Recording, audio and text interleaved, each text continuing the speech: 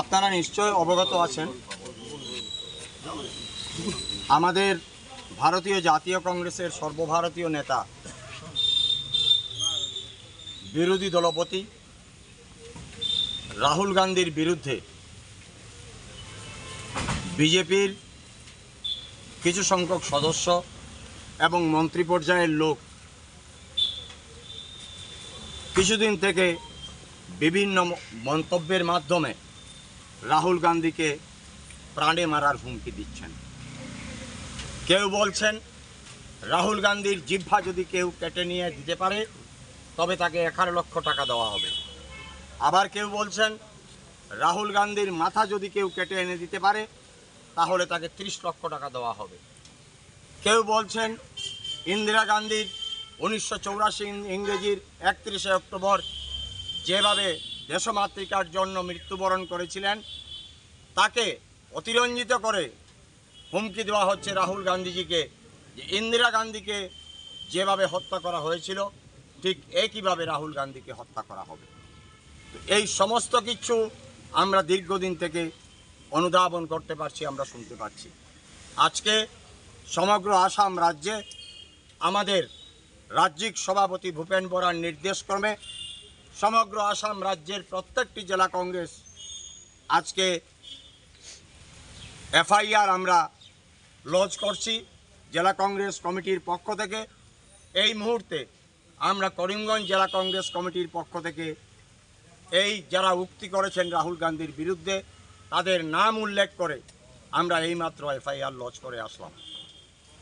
আমরা জানি যে বর্তমানে যে সরকার অধীন রয়েছেন কেন্দ্রে এবং রাজ্যে, তারা অনুধাবন করতে পারছেন যে মাত্র 3500 কিলোমিটার কাশ্মীর থেকে কন্যাকুমারী যাত্রা করে বিগত 2024-এর নির্বাচনে ভারতবর্ষের জনসাধারণ রাহুল গান্ধীর পক্ষে যে রায় দিয়েছেন, আগামী দিনে এই রায় আরও ভয়ঙ্করভাবে ভারতবর্ষের জনসাধারণ দেবেন। এবারের নির্বাচনে ভারতবর্ষের অগণিত মানুষ, 140 কোটি মানুষ রাহুল গান্ধীকে বিরোধী নেতা তৈরি করার জন্য, বিরোধী নেতার ভূমিকা পালন করার জন্য ভোট দিয়েছেন। নরেন্দ্র মোদী সাহেবকে প্রধানমন্ত্রী বানানোর জন্য নয়।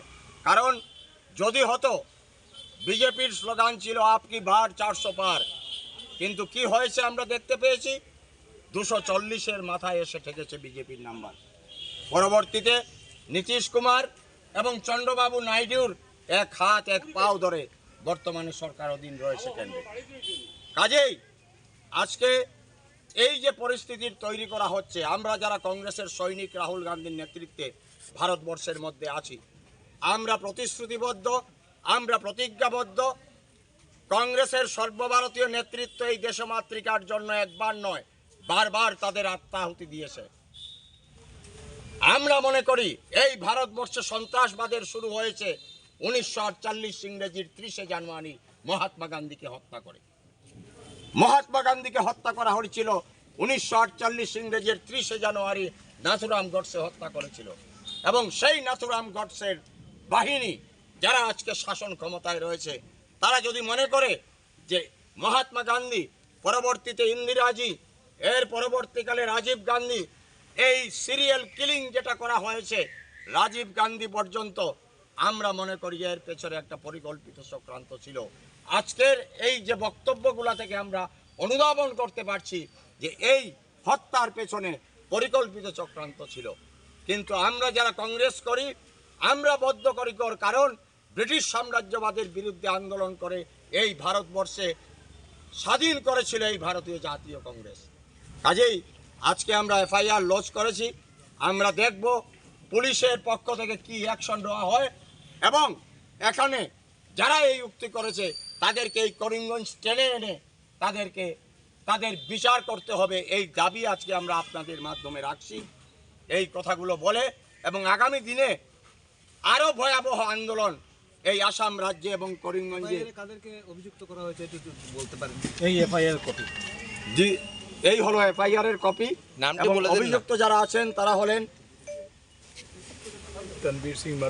তারবিন্দর সিং মারওয়া, নাম্বার 1, নাম্বার 2 রভনীত বিট্টু, যিনি বলেছেন জিব্বা কেটে দিতে হবে। 3 নম্বর হচ্ছেন রঘুরাজ সিং, 4 নম্বর হচ্ছেন সঞ্জয় গায়কোয়াড়। এই 4 জনকে অভিযুক্ত করে আমরা এফআইআর আজকে লঞ্চ করেছি এবং আমরা বিশ্বাস করি এই ভারতবর্ষ গণতান্ত্রিক দেশ, প্রত্যেকের বিচার ব্যবস্থার উপর আমাদের সম্পূর্ণ বিশ্বাস রয়েছে। আইন শৃঙ্খলায় আমরা বিশ্বাস করি, আমরা গণতন্ত্রে বিশ্বাস করি, আমরা ফ্যাসিজমে আমরা বিশ্বাস করি না। কাজেই আমি মনে করি যে আইন তার সঠিক পথে চলবে এবং আমাদের যে এফআইআর আজকে আমরা লঞ্চ করলাম এর বিহিত ব্যবস্থা গ্রহণ করবে প্রশাসন। এই কথাগুলো